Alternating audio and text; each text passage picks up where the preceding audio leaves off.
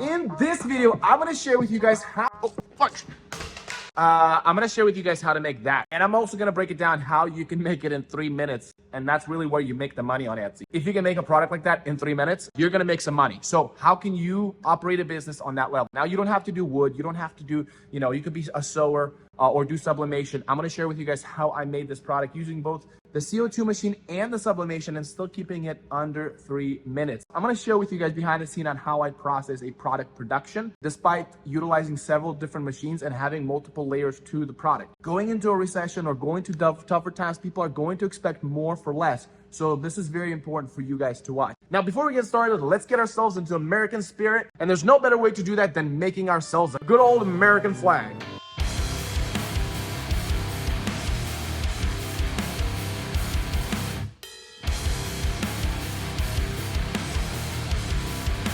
All right, now that we're in the zone, let's get to it. All right, so I'm going to use a 1/4-inch mahogany. I like the texture of mahogany. This is going to be the surface, and I'm going to use the backside. Since it's lighter, it's going to be better for sublimation because you want something lighter. The lighter, the more becomes more like paper or white fabric that I sublimate on. So we're actually going to flip the background while flip this so that when it cuts out the states or the name and the front side of it, it will actually be this texture. So let's do this.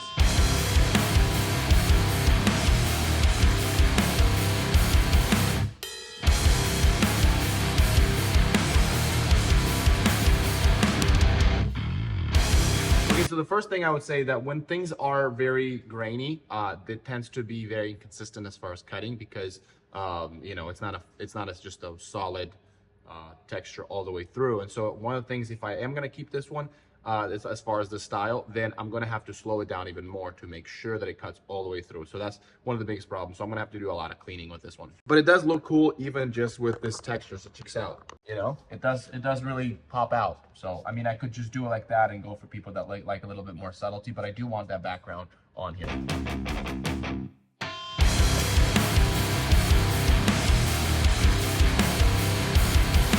Now, the reason I printed it like that and not just a box, not just to save ink, but so that when I put the pieces on there, the way the flag is going to be on every single order that the customer will get will be the same exact, so that there's no variations or changes. And consistency is something very important, especially for reviews. All right, so we're gonna sublimate. Now, the thing about sublimation directly on wood, it might get stuck, so we might have to do a little bit of washing.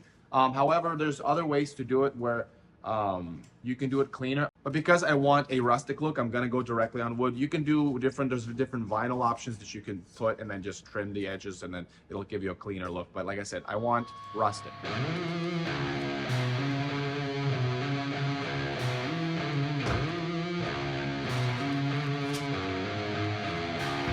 All right, so I see a few bleeding down the middle here, and I think that's because the heat press didn't press it hard enough. So I think for next time, we're gonna definitely tighten it up. But overall, I think it turned out pretty good.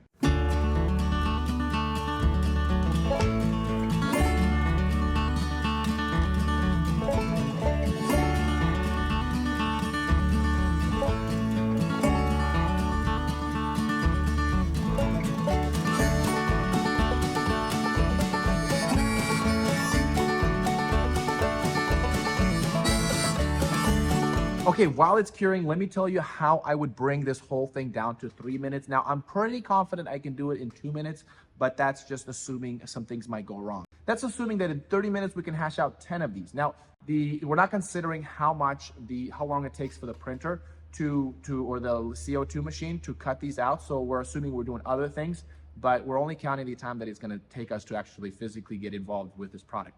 Now, especially when you're pre-cutting this thing, I can guarantee you that I can do about 4 of these cut on this all at one go. So it's really insignificant in terms of prep time because all you need to do is position and click enter. So the setup is absolutely no setup for, especially if you're splitting the seconds that amongst the 4 or 5 units that we can print on or cut out on this laser machine. Let's just throw out a number, 5 seconds per unit.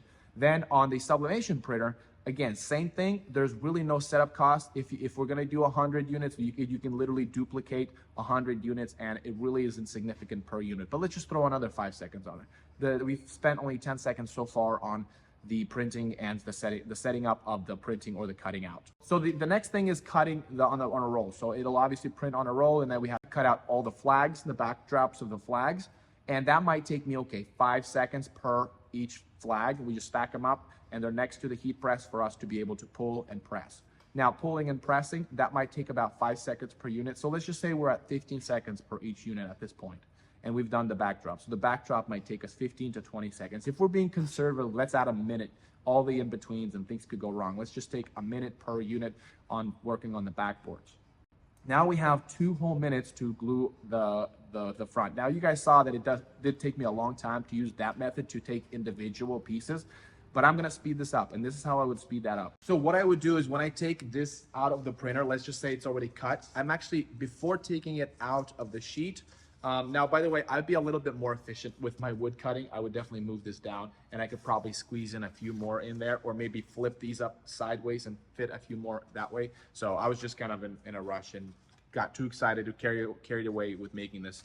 But anyways, I would keep them all in there, and I'm gonna apply the glue on all the pieces that need to be glued on the backboard and not apply it on the white space, and apply the backboards already before taking them out. Now, obviously, I need to make sure that they cut all the way through. So first I would need to slow that down to ensure, cutting all the way through. And then if it's not, I just use a box knife to clear up anything to make sure every single unit or piece is loose. And then I would apply the backdrop, again, leaving the white space not glued. And it's gonna be all treated. I probably would put weights on all the backboards and let it all treat at once, and then flip it over, take out the pieces that don't need to be glued, and voila, you'd have all of it glued at once. So that's how I would reduce the gluing. Now, I would argue that this would take me about 1.5 minutes per just doing that, flipping it, applying the glue.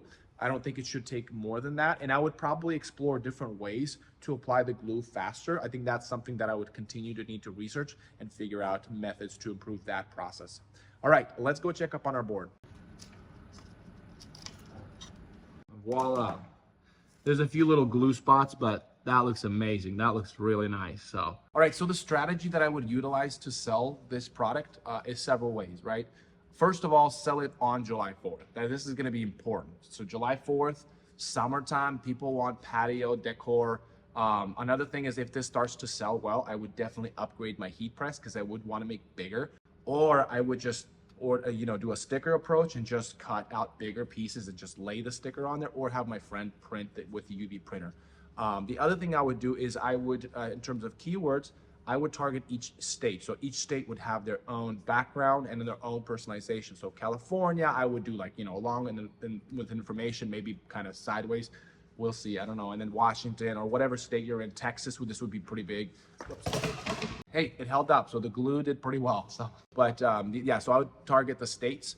Definitely would target the states. And I initially wanted to have the lines be part of the wood and the stars be part of the wood, but then I realized how much more little each individual pieces that you're gonna have to add to the stars.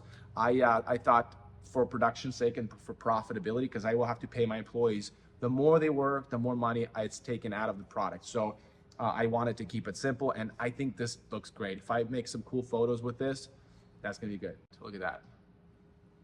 While I go figure out where to hang up this flag, you guys can check out this video. I talk about the 5 characteristics you need to know in order to have a successful product when you are designing them. All right, I'll see you guys there.